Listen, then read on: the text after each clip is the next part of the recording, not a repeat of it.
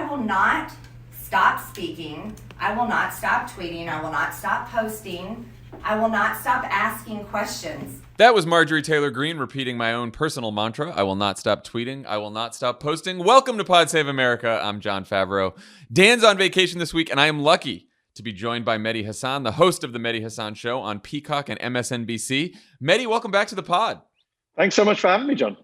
I think it was a year ago that you were guest hosting on the pod with Tommy, because it was when my son was born, and he's about to turn 1 tomorrow. So this has been a year since you've been on the pod. Congratulations. Thanks.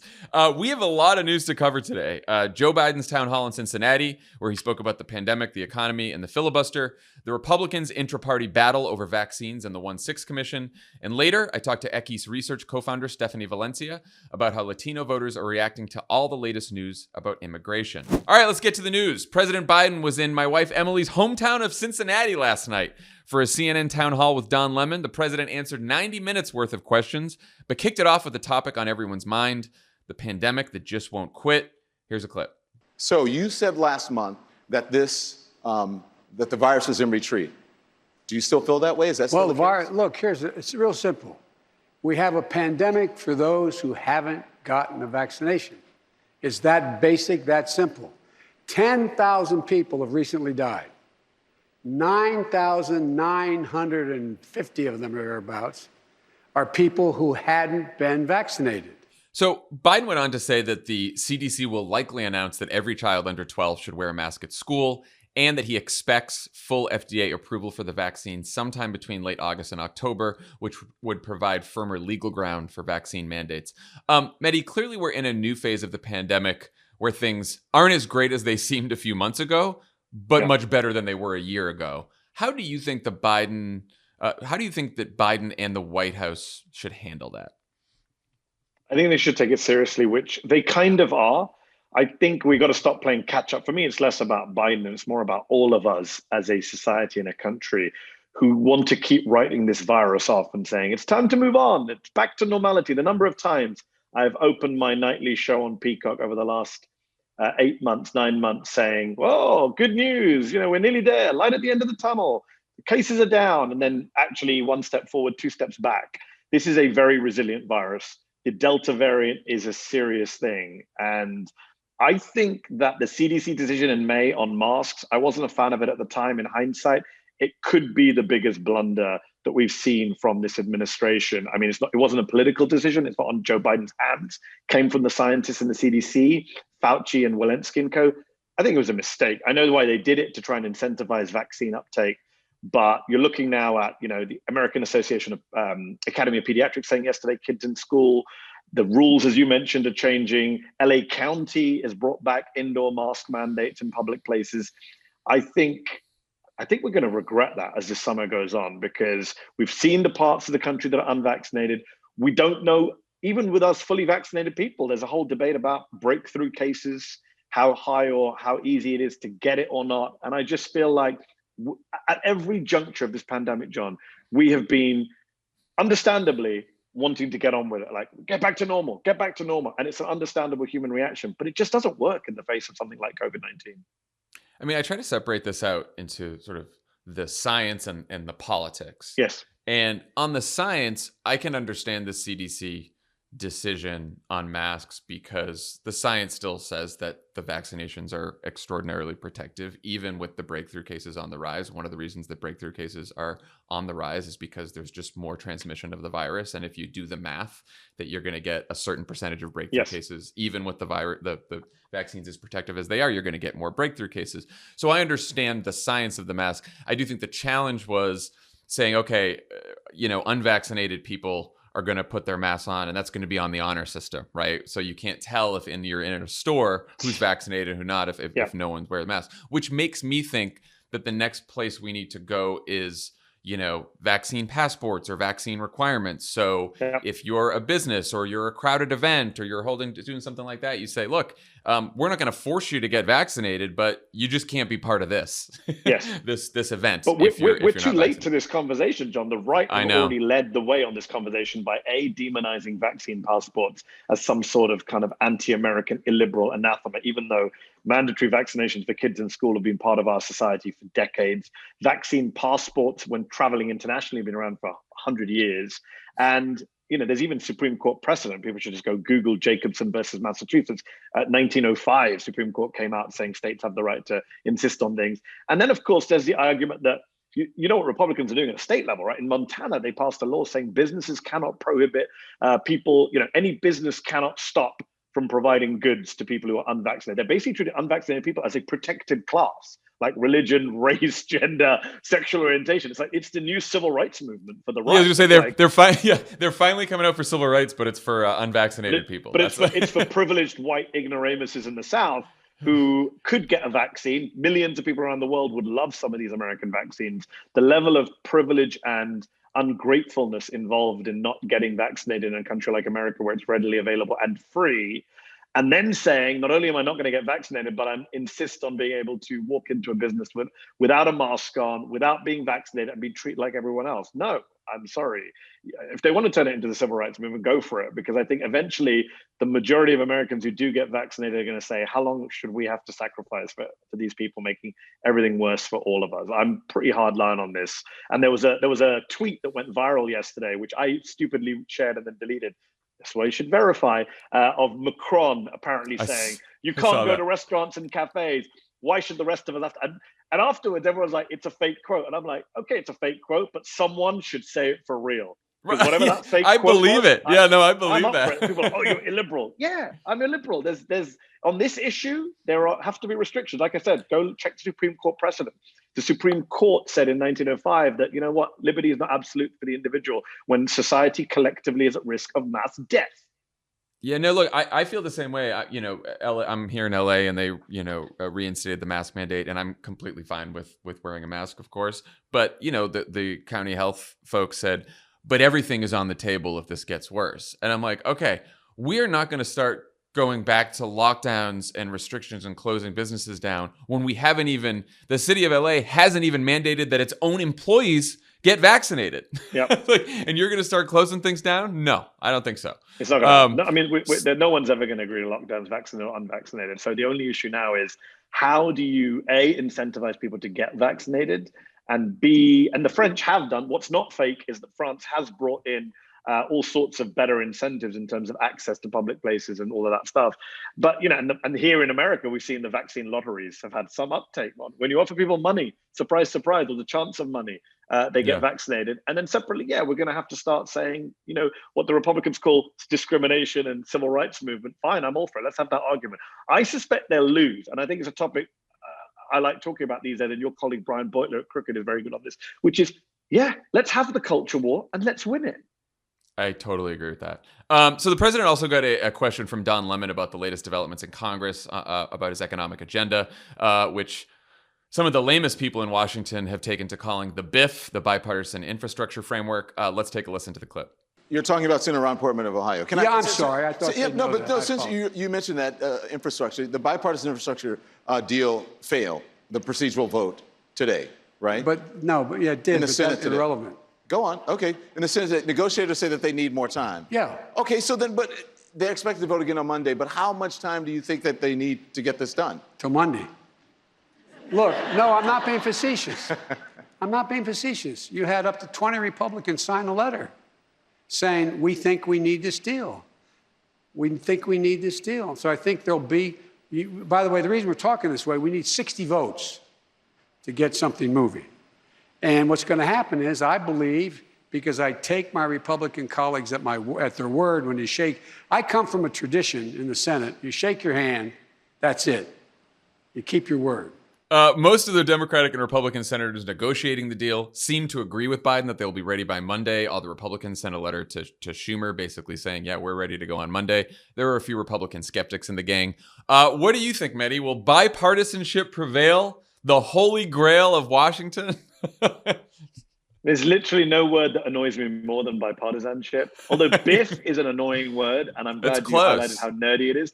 I would also say that I have a instinctive irritation with Biff, because Biff was, of course, the baddie from Back to the Future. And Biff in Back to the Future, for those of you who don't know, was based on Donald Trump. A lot of people don't know that trivia. I did but not the writers know that, of Back to the Future, they did model the character on Donald Trump at the time in the 80s or whenever it was. They did a good job. Yeah. They did a good job. Bipartisanship, it's the dumbest thing in the world. I'm with Senator Bernie Sanders, who says when people got their checks from the American Rescue Plan, they did not say, did a Republican and a Democrat vote for me to get this check? How was this check produced? They just care that they got a check. They just care that they're getting child tax credit payments. They want their bridge not to fall down. I don't think they give a shit if the bridge falls down with the assistance. The bridge was saved by only Democratic votes, not Republican votes. So I do have an issue with bipartisanship. There is no bipartisanship. I mean, sorry, all of this stuff is, for me, is secondary to voting rights. I know we're going to talk about it. It was one of the big things on the CNN town hall as well yesterday. For me, I'm kind of like, okay, they got some Republicans on board. Great. We've saved our bridges. Have we saved our democracy? Like, all of this is secondary to the only issue that matters to me right now, which is preserving our elections, our democracy, our voting. And for that, there is no bipartisanship. So great, if Joe Biden can get these people on board for $600 billion of new money, great. There's $3.5 trillion on the table without the Republicans. That's there. They've said now that if they don't get Republicans by Monday, they're going to add the $600 billion to the $3.5 trillion, which will give us $4.1 trillion, which is a good amount of money. I would like to see more, but it's a good amount of money. If you take $4.1 trillion, you add it to the $2 trillion from the American Rescue Plan, that's $6 trillion in 6 months. John, I was not a fan of Joe Biden. That's a lot of money. I mean, you're talking real money now. I was not a fan of Joe Biden, as you may know, during the primary season. If you'd come to me a year and a half ago and said, Joe Biden will deliver $6 trillion, Joe Biden and Chuck Schumer will deliver $6 trillion in the first 6 months, I would have laughed in your face. So I will take that $6 trillion and I will say that's a win. However, I wouldn't have believed you if you told me that a President Bernie Sanders or President Elizabeth Warren would have been able to deliver $6 trillion, even though they probably wanted to. Like, that's just, I never would have imagined. I agree. And if they can get this little bipartisan hard infrastructure done, if they, for me, it's like, if that's what makes you happy, go for it. Like, if that's what's going to make Joe Biden happy, if that's what's going to make the authors of Politico Playbook happy, fine, get it done. I don't give a damn. I would rather see it done in a partisan way. As Bernie put it the other day, I prefer partisan bills to bipartisan because you get more money in them. Yeah, no, I think even more than Joe Biden, this whole fucking charade is to please Joe Manchin and Kyrsten Sinema, so they can say, okay, we got our bipartisan deal, now we're ready for the $3.5 trillion. I have some concern that if the bipartisan deal falls apart, most Democrats will try to add the money to the reconciliation bill, but Manchin and Sinema might say, hold on, 3.5 might be fine, 4.1 might be too much. So I'm like, give them the win and let's move on. Who do they blame? The issue will be, whose fault will it be? And this has been the great debate amongst Democrats since January, which is, and this was the Schumer plan, which hasn't quite worked, which is, we will show Joe Manchin and Kyrsten Sinema that Republicans can't be trusted and will block us and won't work with us. And then they will see the light. They will have their kumbaya. They will have their Damascene conversion, and they will come over to fixing the filibuster and passing things in a partisan way, as was supposed. I've never bought that, because I've never thought the problem with Sinema and Manchin is that they don't get it. They get everything. It's just they don't want to. I mean, I don't know if you guys have played the tape. We played the tape on our show that More Perfect Union found of Kyrsten Sinema from 2011, 2010. When she's going on, she's on a brilliant tear about how Democrats should use reconciliation, ignore Joe Lieberman, forget about the filibuster. You don't need 60 votes. She knows all the arguments. She said them. So it's not about, it's wild. About them seeing the light. The former Green Party member who's become the thorn in the side of progressives right now. You mentioned the filibuster. It's an issue near and dear to your heart and mine. Let's listen to Biden's answer on that and voting rights last night. I would go back to that, where you have to maintain the floor. You have to stand there and talk and hold the floor. You can't just say, I understand that. But what difference is that if you hold the floor for, a day or a year? What difference does it make? Here's the thing for me. You talked about people, and this is important for people who look like me. My grandmother would sit around when I was a kid, 5th grade, had a 5th grade education. I learned that she couldn't read when I was doing my homework. She would tell me stories about people asking her to count the number of jelly beans in the jar, or the soap. And So why is protecting the filibuster, is that more important than protecting voting rights, especially for people who fought and died for that? No, it's not. I want to see the United States Congress, the United States Senate, pass S1 and S4, the Jon Lewis Act, get them to my desk so I can sign them. But here's the deal. What I also want to do, I want to make sure we bring along not just all the Democrats, we bring along Republicans who I know better. They know better than this. Do they know better? So if I was looking at the glass half full here, I would say that Biden once again endorsed bringing back the talking filibuster, which is a reform. He did make passing reference later to an exception for voting rights, so I guess that's progress. If I was looking at the glass half empty, I'd say, come on, Joe, what the fuck are you waiting for? What do you think? What's going on there? I'm glass half empty. Look, I've been, as I mentioned a moment ago, I've been very praiseworthy, full of praise for this administration on things they've got right that I didn't think they would get right, especially on the economic front, antitrust front, monopolies front, spending money front. Checks, good, tick, tick, tick. Voting rights is the kind of black mark that this administration gets. They've talked a good game. They have willed the ends, but not the means. And I, for one, am deeply frustrated when I see Joe Biden saying to Don Lemon, well, Don Lemon asked him straight up, you can't do it without getting rid of the filibuster. And Joe Biden disagreed. He said, no. And no one asked him, well, how do you plan to do it? He says, you just played that clip. I want to sign S1 and the John Lewis bill. How does it get to your desk? He gave a great speech in Philly saying, this is the threat to voting rights. But again, no plan. It's all very well saying you support S1. Kirsten Sinema says she supports S1. It's irrelevant what you say you support. The issue is, how do you get it done, especially in a place like the Senate filled with all its weird procedures? And as long as you have a 60-vote requirement, you will not get it done. Biden talks about Republicans who know better. If I was there last night, I'd have said, name them. Name them on this stage. Because right now, there is 0 Republican votes for S1. Not even Mitt Romney will come on board for S1. Take the John Lewis Voting Rights Act. There is 1 Republican vote for it, Lisa McCarthy. She's probably going to run as an independent next time around anyways. So there are no Republicans supporting these bills, let alone 10. So I think it's an insult to our intelligence now at this point in July to be told again and again by Democratic members of Congress, Democratic senators, the White House, that, oh, we'll get there, we'll pass it, we have a plan. No, there is no plan. Jen Psaki admitted the other day in a White House briefing, they don't have a specific strategy, a legislative strategy for getting this done, because there isn't one. The only way to get it done is to get rid of the filibuster. The only way to get rid of the filibuster is to get Joe Manchin and Kirsten Sinema to agree to that. The only way to get them to agree to that is to put pressure on them, either publicly or privately. To quote Jim Clyburn, do it in a microphone, do it on the phone, just do it. Carve out an exception on the filibuster for voting rights legislation. Right now, today, John, the Brennan Center put out a new report updating how many states have passed bills restricting the right to vote. Think about this. Think about how bizarre this situation is. State legislatures run by Republicans can pass any bill they like by a simple majority, taking away voting rights. At a federal level, to pass a bill to stop that, you need 60 votes, including 10 Republicans. That makes no sense. If a Martian landed on planet Earth and you explain that system, they would say, that's bonkers. What are you talking about? Who signed up for this? The President of the United States, the Senate Majority Leader. It just makes no sense to me how anyone can think at this point. And by the way, one last point on this, it's very dangerous to hear Joe Biden talking about people turning out to vote.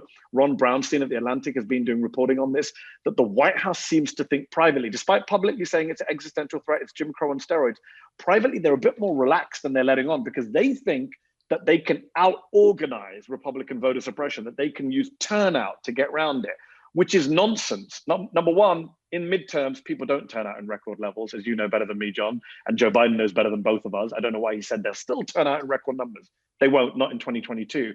And number two, you can't use turnout as a way of getting around the gerrymander. You can't out-organize a gerrymander. The whole purpose of a gerrymander is you could have 100% turnout, you'll still lose, because they designed the district to have more people than your side.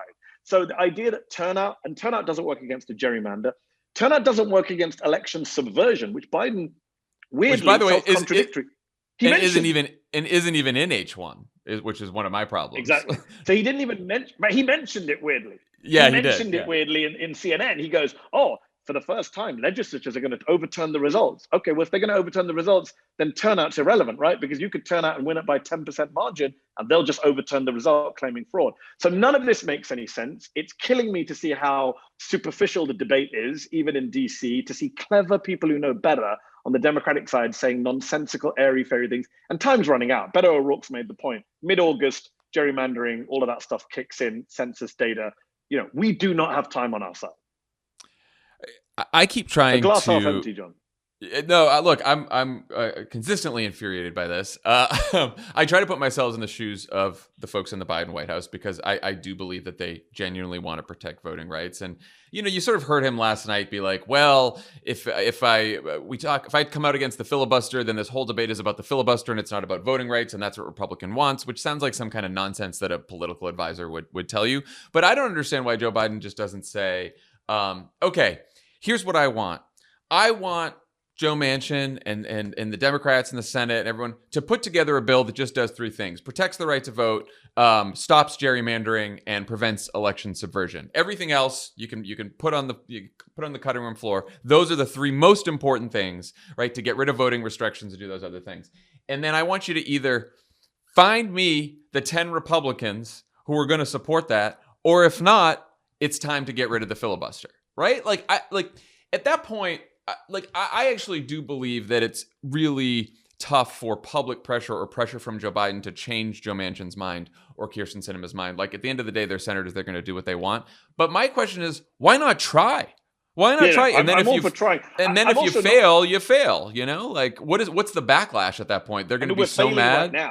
We're failing right now. And when there's another line Biden said last night, he said, which kind of reveals that his heart's not in this. He's closer to Joe Manchin than he is to Elizabeth Warren on the filibuster. Let's be honest about that. He's never been a fan of getting. He's a preacher of the Senate 4 decades, whatever it is. And he said last night when Don Lemon pushed him in a very personal way, saying, I'm black, my grandmother couldn't vote, et cetera, et cetera. What does Biden say? He goes, why would you keep this? And he says, because if we get rid of it, there'll be chaos. What chaos? What? Well, he's all going to run. What does that mean? The senator's going to run around with no clothes on? What chaos is going to happen in DC that's worse than the death of democracy? He is worried about Mitch McConnell's threat to completely grind the Senate to a halt if this happens, to use all these procedures to make sure, deny people quorum and all this bullshit, which again, Mitch McConnell can try. But Chuck Schumer is the majority leader. And so it may delay business quite a bit, but Chuck Schumer could also change more rules to sort of stop them from grinding it to a halt. We have the power here. Also, I think we're undervaluing the pressure argument. I would argue that the listeners of Pod Save America and the viewers of my show on MSNBC and Peacock, they follow this stuff and they get it. The average American, if I went and asked one of my friends who's not political or a family member who's not, what is the filibuster?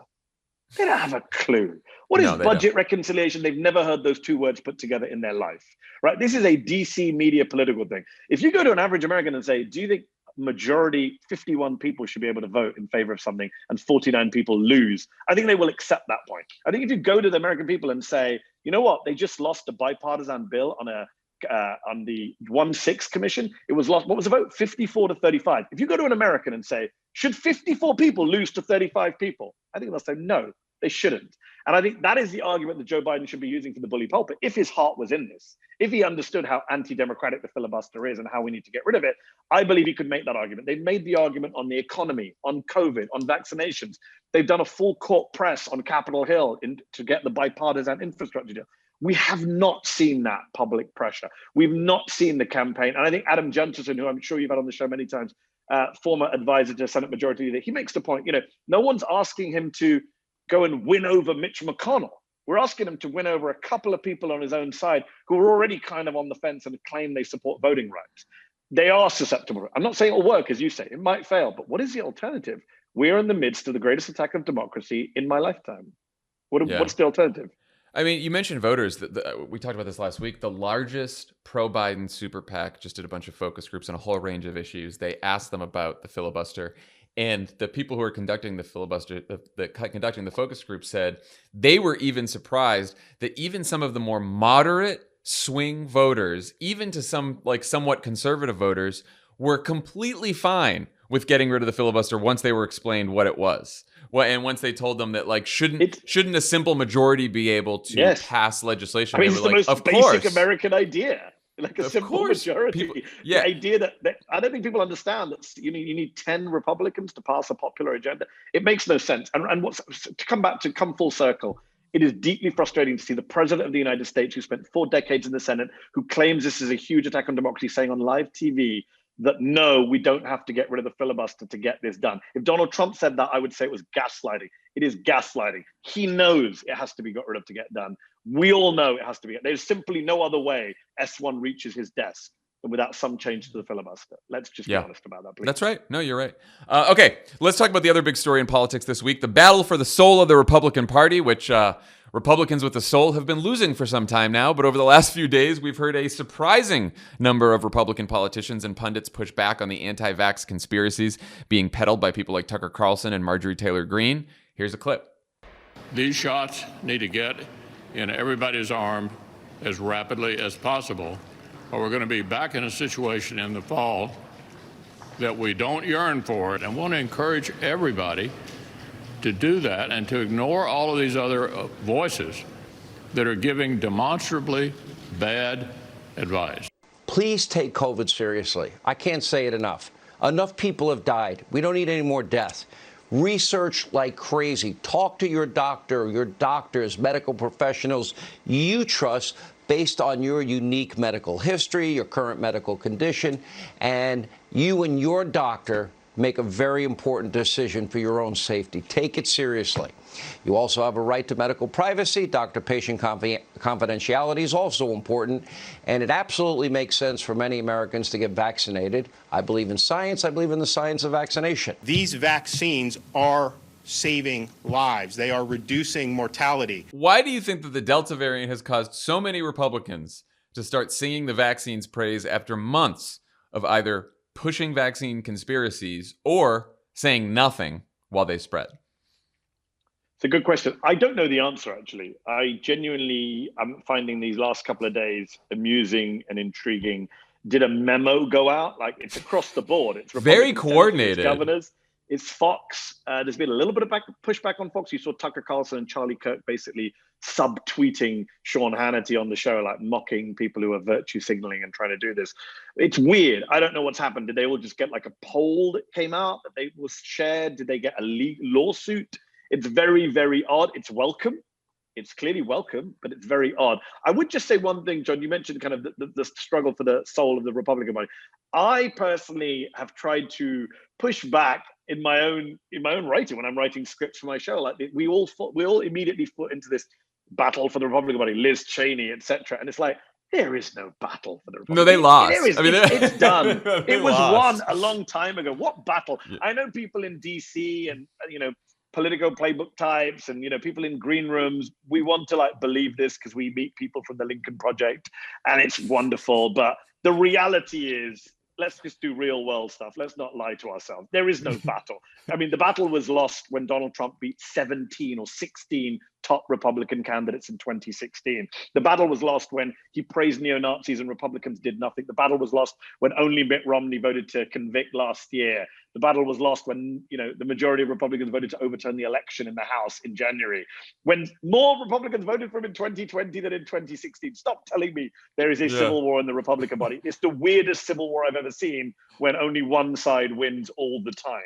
All the time. Do you remember? I'm old enough to remember, John, when Liz Cheney survived her vote. Remember that a few months ago? And people were telling me, see, Republicans saved Liz Cheney. And then she was then fired a few months later. It's like, come on, let's stop this BS. And I think Kevin McCarthy taking his toys and going home is a reminder of that. I think Donald Trump having these pilgrimages to Mar-a-Lago is a reminder of that. I think Ron DeSantis, who you just played, the fact that if Donald Trump doesn't run in 2024, the favorite is Ron DeSantis, a mini Trump, a man who came to prominence building a Lego wall with his kid as part of his campaign. I think that tells you everything you need to know about the GOP.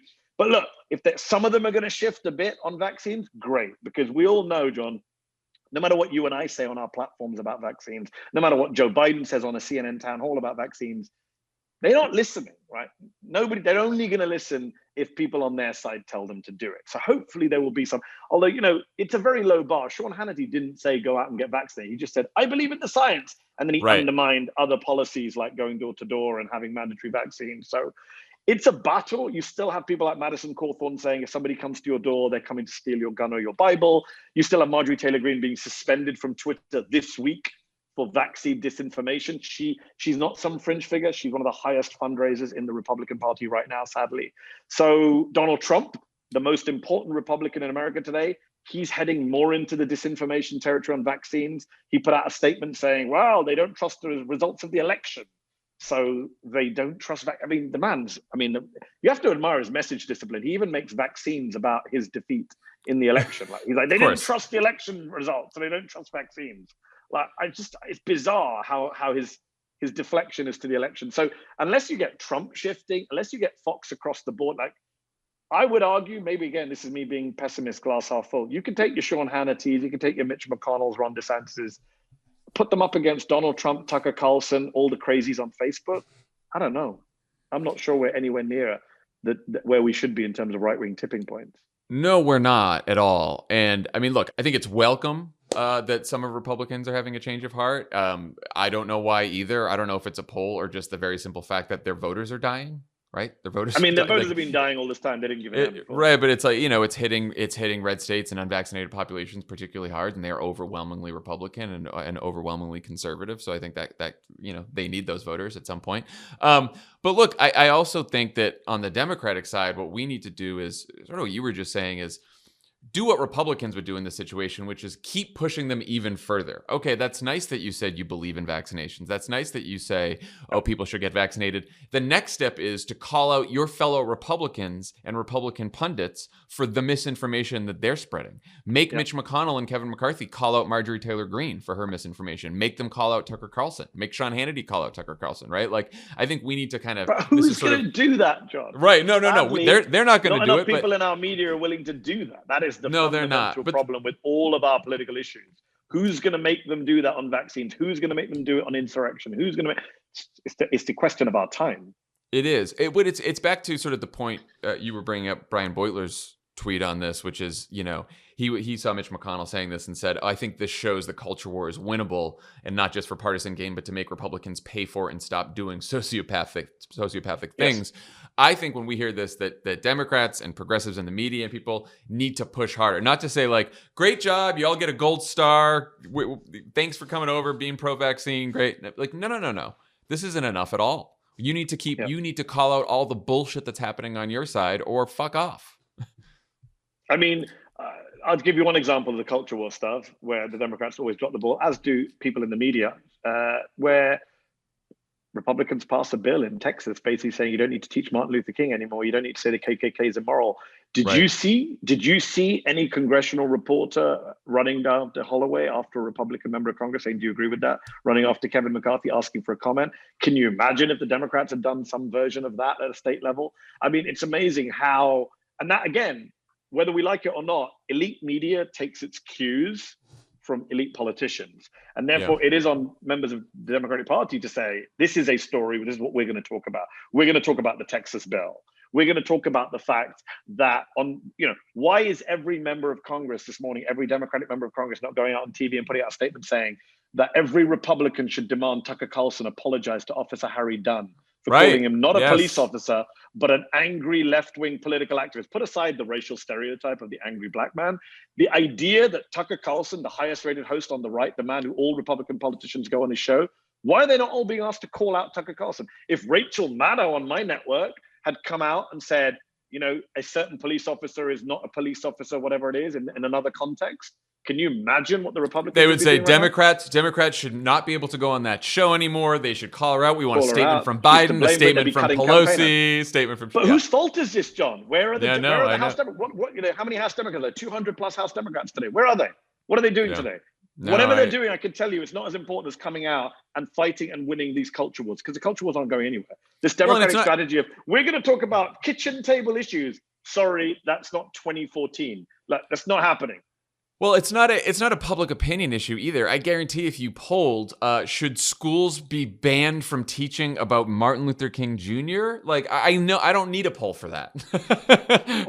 I know how that would come down. Politicians should 20 Republicans not give the gold star, congressional gold medal to Capitol Police officers? Yeah, again, I don't need a poll for that. I don't need the poll for that. If you're left and right, you'll get 90% left and right. I think it'll be North Korean style results to that. So the other loony bullshit from Republicans this week, which you referenced, came from House Minority Leader Kevin McCarthy, who requested to fill 3 of the 5 Republican seats on the select panel investigating the January 6th attacks with House members who voted to further the insurrectionist goal of overturning the election results: Jim Jordan, Jim Banks, and Troy Nehls. House Speaker Nancy Pelosi responded by rejecting Jordan and Banks, which she has the power to do. McCarthy then responded by pulling all 5 members from the committee, leaving the Pelosi-appointed Liz Cheney as the sole Republican on the panel for now, though there's news reports this morning that Pelosi may also appoint Republican Adam Kinzinger. Cheney told reporters that she's supportive of Pelosi's decision and then said this. Any person who would be third in line to the presidency must demonstrate a commitment to the Constitution and a commitment to the rule of law. And Minority Leader McCarthy has not done that. Why do you think Pelosi put her foot down on this? I'm amazed. I've been someone who's been very critical of Nancy Pelosi for not putting her foot down more when it comes to Republican extremism in particular. And I was disappointed a couple of days ago when she said, well, voting against the election, that's not going to be a deal breaker. And then within 24, 36 hours, she came out and chucked 2 of the 3 off. And she said in a press conference today that she didn't throw them off because they voted against it, because she kept Troy Nehls on, the freshman congressman who did vote against it. Which is confusing to me.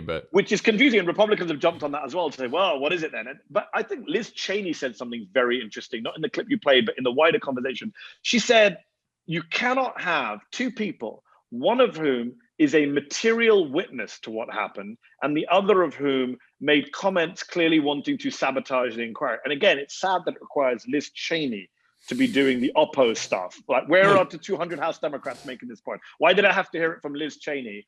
But she's right. It's a point that's been under-discussed, which is Jim Jordan was at a meeting in the White House on December 21st with Donald Trump, with a lot of the other Republican crazies.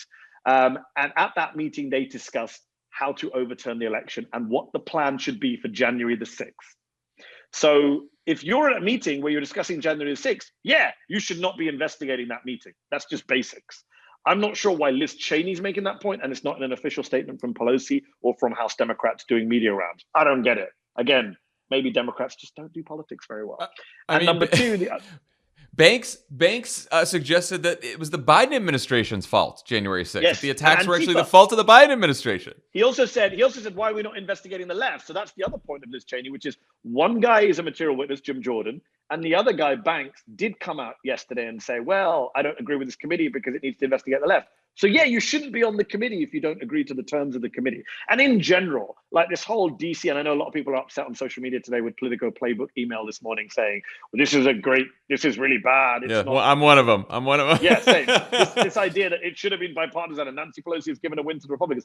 This is not rocket science. This is not both sides. If you're investigating an insurrection, you don't put pro-insurrection people on the investigating committee. This is not rocket science. If you're investigating 9/11, you wouldn't put people who say 9/11 was an inside job or the towers never came down on the committee investigating 9/11. This is not hard. And I don't understand why more Democrats are not saying this stuff. Adam Smith, to be fair, chair of the House Armed Services Committee, did say it on my show yesterday. He made the 9/11 point. But just like more of them should be pointing out that Jim Jordan is a material witness. A lot of these Republicans, we don't know what ties they had to the insurrection. We don't know about the supposed tours that were given to insurrections. That's an allegation that's been made. We don't know what conversations were had with the White House. We only found out that Mo Brooks spoke at the rally on the Ellipse when he said, kick ass, take names. We only found out that the White House told him to give that speech after he was sued, and he came out and gave that as his defense, that he was on federal government business. So what conversations were had between the White House and members of Congress? What conversations were had between members of Congress and insurrectionists? Yeah, I would rather not have the accused members of Congress as part of the investigation. Yeah, crazy idea, right? I do want to ask you a media question about this. So Playbook writes this morning that Republicans who voted to overturn the election have a, quote, legitimate grievance now. and that Pelosi's move will, quote, make the investigation even easier to dismiss for people who aren't diehard members of Team Blue. My question is, how are these supposedly smart reporters so easily duped by some of the dumbest fucking politicians on the planet? Well, what do you think's going on there? It's a combo of two things, I think. One is it is just being duped by, their sources and the fact that they have, they're friendly with Republicans. And that's just the reality. They don't see the Republicans in an objective way as many others, random members of the public do, perhaps. And number two, I think it is a sense of, this is how we do journalism. It is both sides. And we thought, some people naively thought that an insurrection, an armed, violent insurrection in which members of Congress were almost attacked and killed, in which a New York Times journalist, photographer, was beaten to the ground, right? Fellow members of the press corps. There's always a joke, right, that journalists only take things seriously when they're at risk. Well, these are your colleagues who were at risk on January 6th, were running also from the insurrectionists. And yet that happens, and 6 months later, as you say, the legitimate grievance is the pro-insurrection party complaining that they don't get to be on the insurrection investigation. Don't forget, by the way, there was an opportunity for a bipartisan commission. Nancy Pelosi offered that. Schumer offered it. They turned it down. And I'm so fed up of every development in Washington, D.C. being seen as, this is bad for the Democrats. It's never seen as bad for the Republicans. It's baked in that Republicans are bad. We have such a, it's the Trump thing of grading on a curve. We as a media have got so used to Republican bad faith that it's dog bites man. It's like we just take it for granted. Oh, Mitch McConnell blocked something outrageous, but that's what Mitch McConnell does, right? No, that's not what we should expect from the Senate Minority Leader. It's not what we expected in the past. We've given these people a pass because we just assume. It's really weird. We say to ourselves, these are really bad faith obstructionist people. So it kind of makes sense that they're doing that. And then because of that, the bad faith people get away with it. It just makes no sense. It's so frustrating to see this. And also, we journalists, we are not bystanders. We are part of the story. So when we say, oh, the perception is that this will be seen as one-sided, who's doing the perceiving? Right. Well, it also shows you how useless it is to have, and I'm glad she's on our side on this, but to have a Liz Cheney or an Adam Kinzinger, right? Because you think, okay, they're siding with the Democrats, so now it's bipartisan. So reporters will understand it's bipartisan now. But reporters have decided that it doesn't count that Liz Cheney is on the panel, that it doesn't count that Adam Kinzinger is going to be on the panel, that it doesn't count that they're going to have a bunch of Republican staffers on the. She's no longer a member of Congress who voted 97% of the time by her own account with Donald Trump. She's no longer the daughter of the former vice president of the United States. She's no longer a long-standing right-wing neoconservative hawk. Suddenly now she's a flaming liberal because Kevin McCarthy and Jim Jordan say so, and we must take their word for it. I mean, this is the problem. And now we can't count her. We can't count her as bipartisan anymore. No, we can't count her as bipartisan. Them be the rules. We didn't make them, and it's just so ridiculous. And just to put just one thing, John, nothing. With the greatest respect, like you're saying, we the Democrats. You worked for Barack Obama. You raise money for Democrat. I'm not a Democrat, right? I like a lot of Democratic policies. I would have preferred, I'm very open on this from a personal point of view, not speaking on behalf of any employer. I'd have preferred for Donald Trump not to have won the election, was glad when he didn't. But the reality is, this isn't even about, we shouldn't even fall into the trap that this is about Democrat, Republican. You're right. Because then the both sides journalists as well will say, see, that's why we're taking a middle position. This is not about right and left. It's about right and wrong. It's about truth and falsehood. This is about an armed insurrection. The people who attacked the Congress were not going to check and see who was a Republican or a Democrat journalist, who was a conservative or a liberal journalist when they did the attacking. So for me, it's not even about party politics. It's about, I said it. I think I said it on this show. Let me say it again. I think I said it on this show to Tommy. I'm going to say it one more time. The job of a journalist, if somebody says it's raining outside and somebody says it's not raining outside, is not to say one person says it's raining, the other person says it's not raining. The job of a journalist is to open the freaking window and put their head outside and check if it's raining, right? So that same applies in the context of investigating an insurrection. Yeah. No, it certainly should. And you're right. The proper frame for this is a battle to sort of save and preserve democracy and the people who are on that side versus the people who are antithetical to the preservation of democracy. Small d Democrats. Forget small d. Yeah, exactly. It's all about small d Democrats. We are all supposedly small d Democrats. Right. And that is the better frame for it. So there's a new CBS poll out. 67% of Americans describe the attack on the Capitol as trying to overturn the election. 56% of Americans describe it as an insurrection. But a little over half of all Trump voters describe it as defending freedom and patriotism. What's your reaction to those numbers?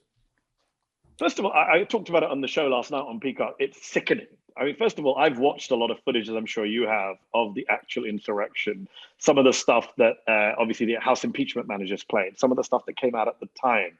I've interviewed Capitol police officers on my show who were injured badly in the attack. I've interviewed Brian Sicknick's mother and partner on my MSNBC show and spoken to them about that tragedy in their family.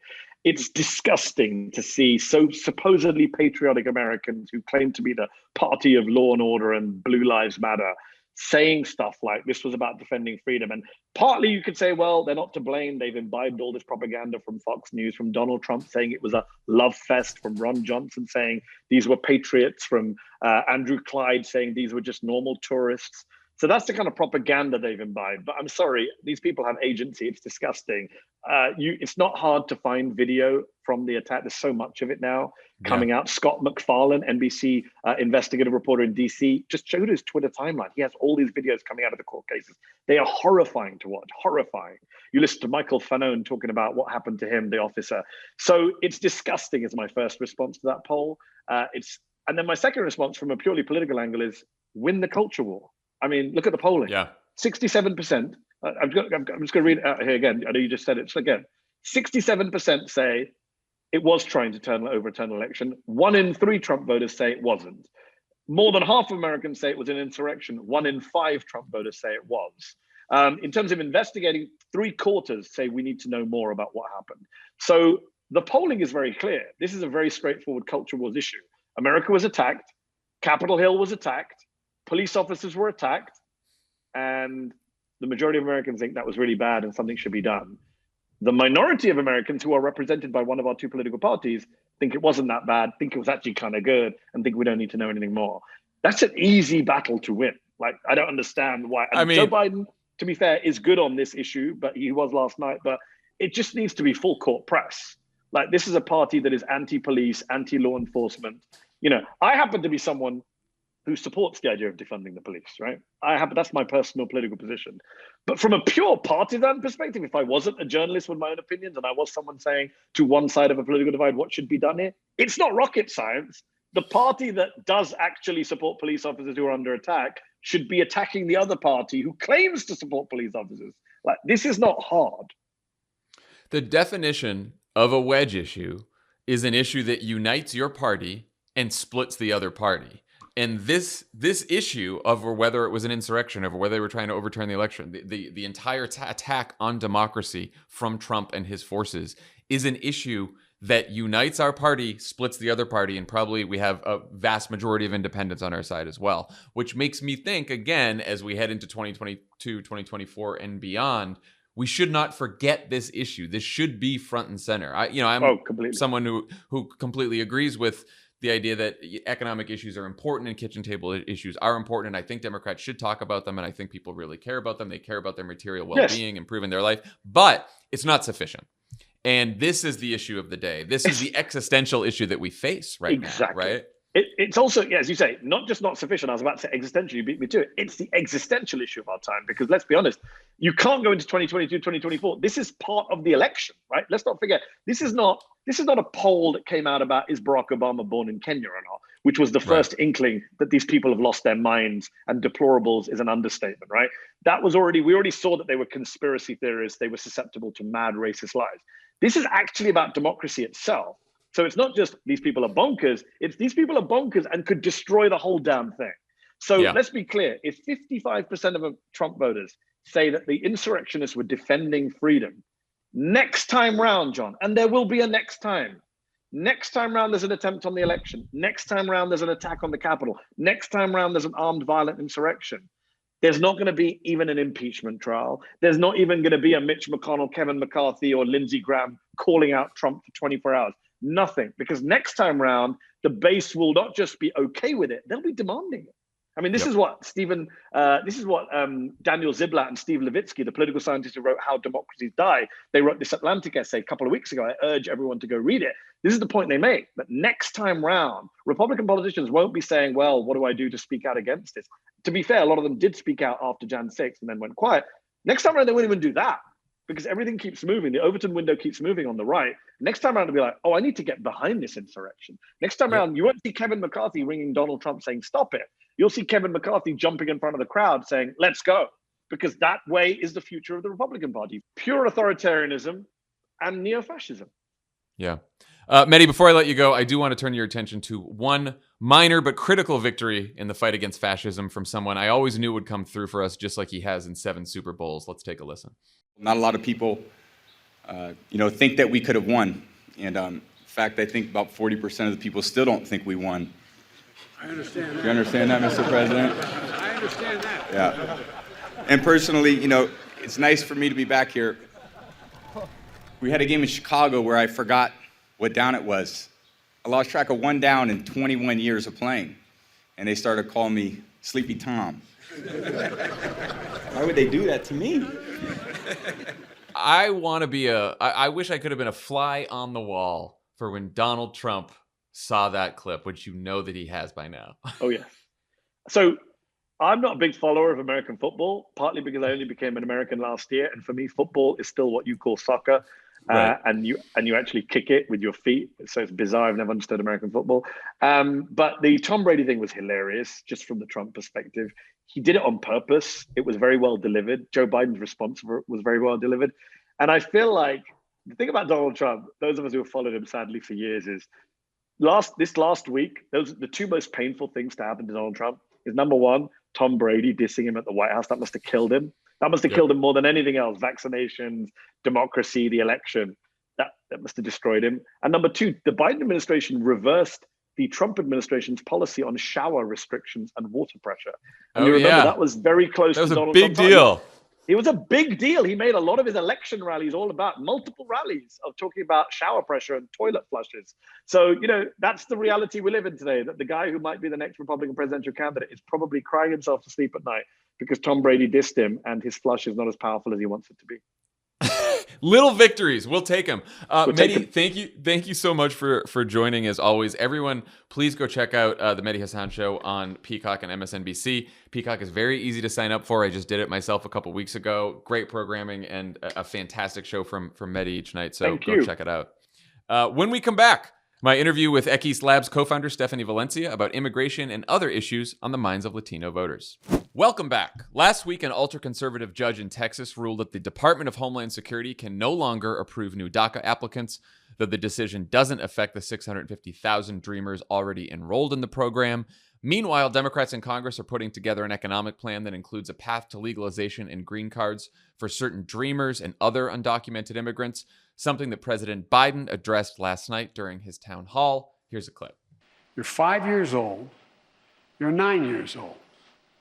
Your mom or your dad says, I'm going to take you across the Rio Grande and we're illegally going to go into the United States. What are you supposed to say? Not me. That's against the law. I'm being deadly earnest. What could a kid say? What could they do? They come here with really no choice. And they're here and they're good people. They've done well. 10,000 of them were first-line workers. These are kids who've done well. And so what we're going to do is, first of all, appeal the case, number one. But number two, we're going to make sure that a number of my Republican colleagues say they support the right of Dreamers to come. Let's call the question. They should be able to stay in the United States of America. Here to talk about how Latino voters are thinking about immigration and a host of other issues, the co-founder of the polling firm Equis Research and my former colleague from the Obama White House, Stephanie Valencia. Stephanie, welcome to the pod. Thanks so much for having me. So with the very important stipulation that Latino voters, like all groups of voters, have a diverse set of views that go well beyond prioritizing the issue of immigration, what have you heard from folks in your latest research about everything from the situation at the border to some of this DACA news we've been hearing lately?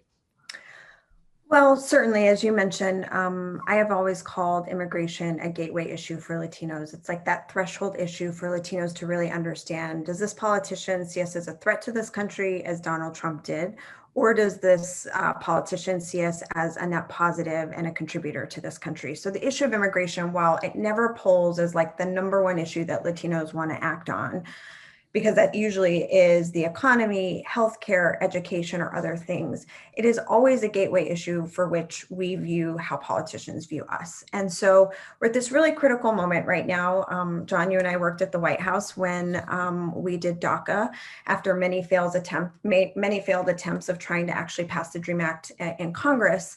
And DACA is 10 years old now. It has survived multiple attempts to take it down.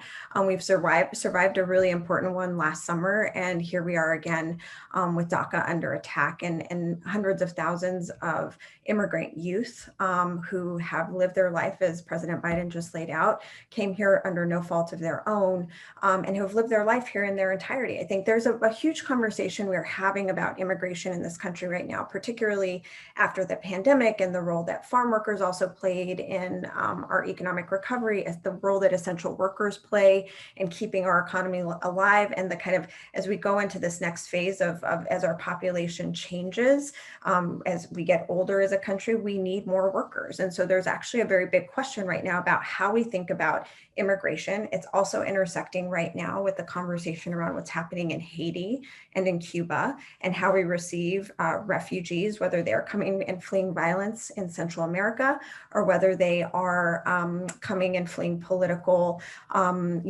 challenges in their home countries, like in Haiti and in Cuba right now. So there's a big conversation about what we do about immigration right now. DACA is a really important part of that. And the president has actually been really clear that what is happening in Congress, we want Congress to act and to actually deliver once and for all some finality to these people's lives.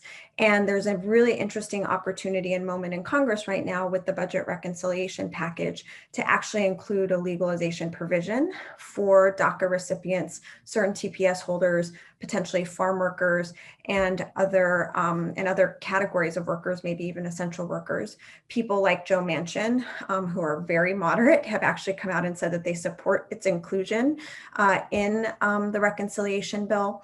So that's a lot of forward progress on actually getting this issue done once and for all. So coming back to how Latino voters think about the issue, again, it is one of those things that is never going to be one of the top issues for them, but want to see it resolved once and for all. It's been 10 years since we did DACA. There's a high level of appetite to see Democrats deliver. Latino voters in this country know that Democrats control the House, the Senate, and the White House, and they are ready to see Democrats deliver. They've waited 10 years for action on this issue. And this is an opportunity for Democrats to show that with power, they can deliver. So again, this what's happening in Congress right now with the reconciliation package offers a pathway to certainty for DACA recipients and potential other immigrants that could help to move this issue forward and kind of take it off the table for a while. My message to congressional Democrats is deal with this now, because then we can have a conversation with Latino voters on issues that are really, really important, like education and what we're doing on the economic recovery and healthcare and free community college, those bread and butter issues that we often don't get to talk about with them because the issue of immigration always sucks the oxygen out of the room. So Biden was asked about this, including immigration reform in the reconciliation bill, and he said, he supports it, but he also said that's for the parliamentarian to decide, not for Joe Biden to decide. Knowing what you know about the Latino electorate, how would you be advising the president to handle this upcoming fight over immigration if you were back in the White House right now? Yeah, I mean, I think there has, the parliamentarian is the most, outside of Joe Manchin, is probably the second most powerful person in Washington right now. Yeah. Because she will decide ultimately what ends up in this budget reconciliation package. And what's interesting about her background, she's technically a nonpartisan, she's appointee, she's not really supposed to have a partisan side, and she's supposed to kind of call balls and strikes as they are based on law and constitutionality and how the Senate works. She is interestingly formerly an immigration lawyer. So it can either potentially play in her favor. Early in her career, she was an immigration lawyer in New Jersey. So on the one hand, she could be potentially more sympathetic to immigration being included. On the other hand, she knows the law better than most, or immigration law better than most. And so that could also play against us. Who knows? But I think the case that needs to be made is like Democrats need to act. And if for whatever reason, President Biden doesn't control her, Senator Schumer doesn't control her. So a lot about whether this gets included in the immigration reconciliation is in her hands. Should it not make it in because she rules that way, we as Democrats have to make a strong case on action legislatively as soon as possible, especially for DACA, given this new kind of legal turmoil that it is now in, and the kind of uncertainty that so many people's lives have been tossed in. There needs to be a backup plan to move quickly on legislation, at least including DACA, TPS holders, potentially farm workers and essential workers, which really addresses a lot of kind of the undocumented population in this country today.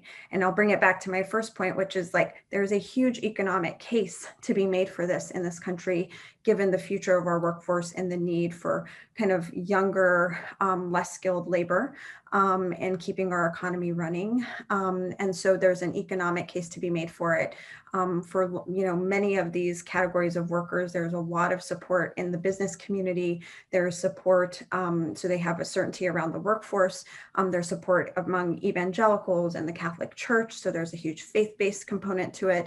And there's always been a huge law enforcement kind of support for this because they want to be able to prioritize criminals and real crime in communities and create a safe space so immigrants feel like they can report crimes in their communities. So this diverse coalition that has been built over the last 10, 15 years around support for immigration reform needs to continue to make that really important case for it. And Democrats need to show that they can deliver legislatively for this and take credit, because Republicans, again, this is a huge differentiating issue with Republicans and where they stand in the party of Donald Trump, who wants to treat immigrants like animals, separate families, lock kids in cages, and a contrast of seeing immigrants as a net positive for our community or for our country and for the economy, which is how Democrats view the issue. Right. I was rereading your excellent 2020 postmortem, which people can find at equisresearch.us. And at the time it was published in April, you guys said that there still wasn't enough data to fully explain Trump's gains with Latino voters. What has the data you've looked at since then told you about that? And do you all have a working theory yet? Well, let me just recap what happened with the Latino vote in 3 kind of quick bullet points to just show the challenge and the opportunity that exist. The first is that Latinos swung more than any other group from 2016 to 2020. We swung 8 points from 2016 to 2020, whereas the API community only swung 1 point, the African American community 3 points. White voters actually swung in the positive direction by 3 points. In addition, our share of the electorate is growing, and is along with API voters, are the 2 groups driving the composition and the growth in the electorate. And then third is we're still performing under our potential. Only half of Latino voters decided to show up this election cycle. So when we look at the movement toward Trump, part of what we have to try to understand was, what were Latinos experiencing in that moment in time when they cast their ballots? And we were all experiencing COVID in the economy and the economic shutdown in a really unique way. And as small business owners, Latinos are driving entrepreneurship and small business creation in this country right now, and have been for a very long time. So they experienced the pandemic and the economic shutdown in a very distinct way.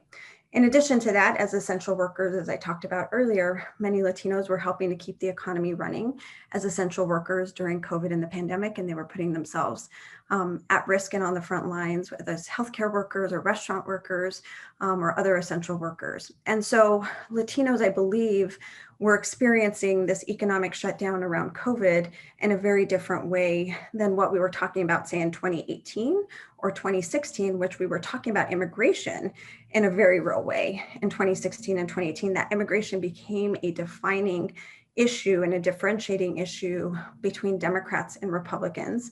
And quite frankly, in 2018, we were at the height and during the midterms of the family separation crisis. And so that created a real definition point between Trump and where Democrats were, and gave Latinos a very clear choice.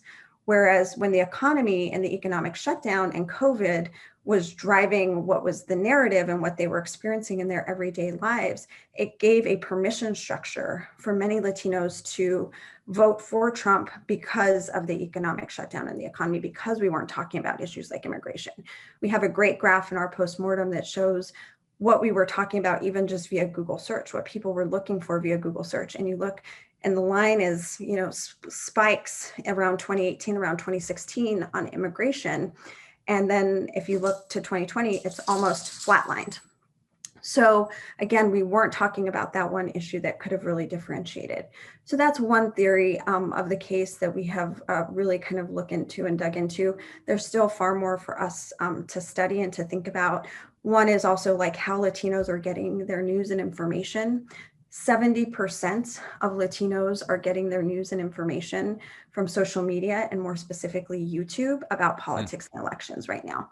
So that is something that we as Democrats and progressives need to think about, as Republicans have really invested so much money in thinking about how to reach all people and kind of dominate the YouTube ecosystem with quote unquote news.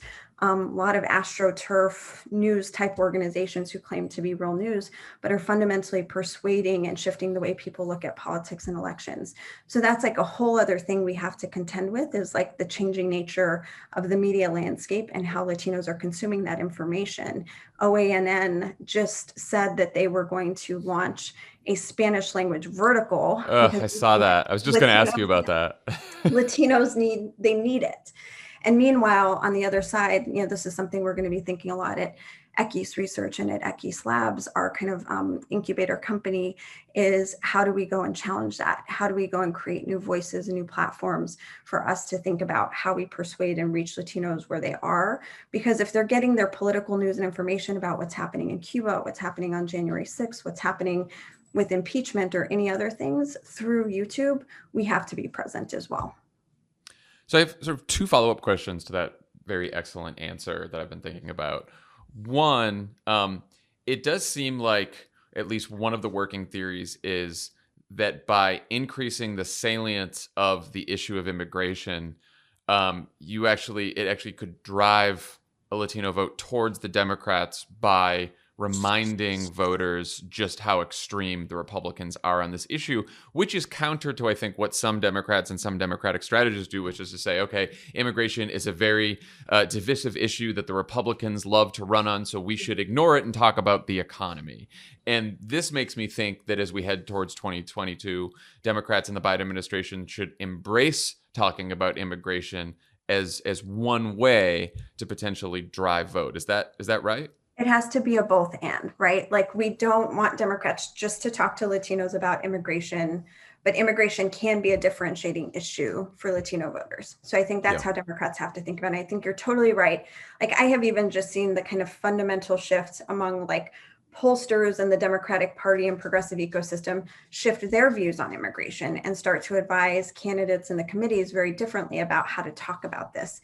And I think if you think about like the future of what I just kind of talked about with like the challenges and opportunities with Latino voters and where we are underperforming, and the challenges around persuasion and who we lost in 2020, like we have to find those issues that are going to really motivate the base and create those moments of distinction, while also kind of creating a forward-looking vision for the country on the economy, on issues like small business, on education.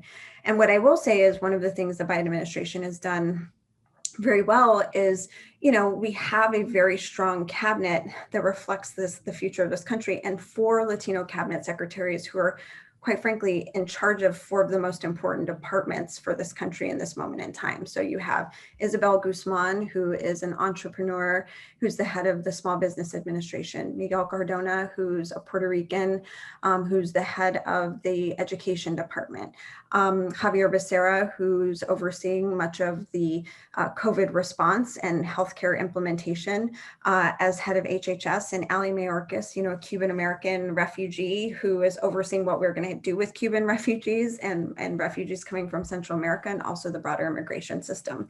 There's a huge story to go out and tell. The Biden administration has so much ammunition to go and have a conversation beyond immigration with Latino voters, so they should absolutely be leaning into that, while at the same time showing how they are trying to move forward on this issue, showing how Democrats are trying to kind of find a pathway forward that is permanent and is addressing both kind of the legalization challenges, but also border security concerns that many people have, that we do have to continue to have a strong kind of policy response to. And so there's a lot to be done. And again, I think people see the value in one kind of taking this issue off the table too. As I mentioned earlier, if we can solve immigration kind of once and for all, or make some very steady headway in taking on this issue, which we have literally been dealing with for 20 years. I started working in politics in 2004, and I started working on this issue in 2004, and have been a part of many kind of efforts in the Senate, in the House, in the administration, and now outside of the administration. It's like, we've got to take this off the table, because once we move past this, we can again have that kind of more square conversation on those issues that are the bread and butter issues that really, really matter to Latino voters.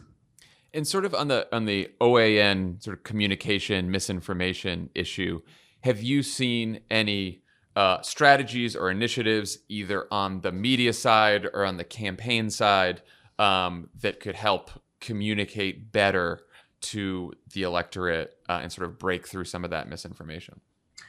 Well, quick preview. It's something that I think we at Equis are going to be taking on and helping to understand the landscape better. I'm going to give you a really kind of jaw-dropping example, which is just kind of the difference between how Democrats and progressives have been thinking about this issue and where we need to really shift the way we think about the scope of the problem. In South Florida, Republicans have built a media echo chamber that has long been driven by a very conservative network of Spanish language radio stations, Spanish language television, influencers on the ground. There's a guy named Alex Oteola who was previously a Clinton supporter in 2016 and became a Trump supporter, is probably one of the most well-known now YouTube personalities, Cuban-American, kind of my generation, Gen X millennial generation. I'm right on the cusp. Same. And so not to give away my age. But they have invested in him as an conservative influencer, and he's come up in focus groups. So they've built this echo chamber there. Republicans just bought this conservative backed media entity, just bought one of the last more neutral radio stations in South Florida in April, Radio Caracol, for $350,000. $350,000. Oh my God. Some Democratic donors can find that as pocket change in their couch. While Democrats spent $14 million in the last 30 days in the South Florida media market alone, literally setting money on fire with paid media that probably nobody remembers, right? But now Republicans are going to have yet another tool and weapon in their arsenal to reach and engage and persuade Latino voters. So we have to shift our thinking among progressives in the Democratic Party from just buying radio ads, which are highly efficient. Spanish language radio is very efficient. Don't want to stop doing that. But we have to think about buying radio stations. We have to think about shifting and again, creating a network of, YouTube channels and things like that reach Latino voters in a culturally competent way with good news and facts, because the best counter to disinformation, as we know, are good news and facts, and flooding the zone with good news and facts. The last thing I will just say, Fabs, is that we are up against an entire continent of disinformation coming from Latin America. There are no borders to check the kind of disinformation coming through YouTube, WhatsApp, or other platforms. And that is fundamentally shaping the way Latino voters, especially who are closer to the immigrant experience and who are still following news back home and are still well connected into information networks back in their home countries, is shaping the way they are experiencing politics today. There's a woman in Colombia who literally is a newscaster, and I put that in quotation points because in quotation marks, because she is by no means affiliated with a verified news source. She basically kind of reads the news and opines on it, and on election day had 700,000 people watching her.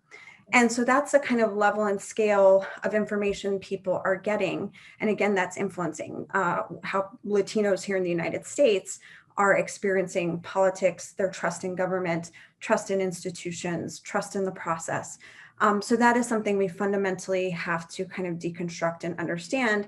There's a whole piece to kind of the social media platform landscape as well, which we believe the internet platforms are not treating Spanish language disinformation with the same level of urgency or kind of with parity as they are English language disinformation. So we track a lot of these disinformation narratives, and oftentimes they're kind of taken in English, and the platforms are addressing it in English, but not necessarily in Spanish. And so that is kind of, again, a whole wave of information that we are up against.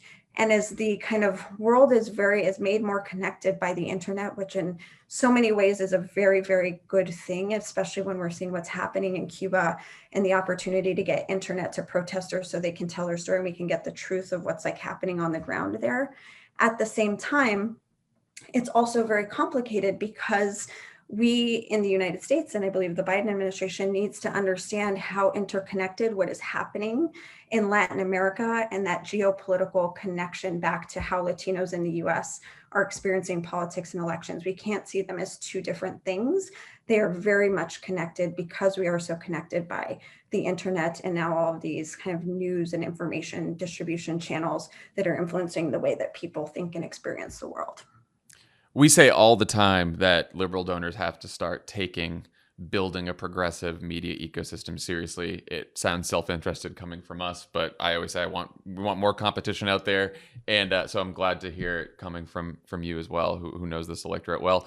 Stephanie, thank you so much for joining us. Equis Research is your firm. Go check it out. There's always fantastic information on there, and we really appreciate you coming on the pod. Thanks so much. It's Thursday, which means we've released a brand new episode of Edith. With President Wilson back in charge and the League of Nations vote days away, Edith is nervous. There are only 2 more episodes of Edith, but you can binge the first 6 episodes now. Check it out. Also, the Crooked Store is having a massive summer sale through July 31st, up to 70% off your favorite Crooked gear. And as always, we donate a portion of every order to Vote Riders. So check it out at crooked.com/store.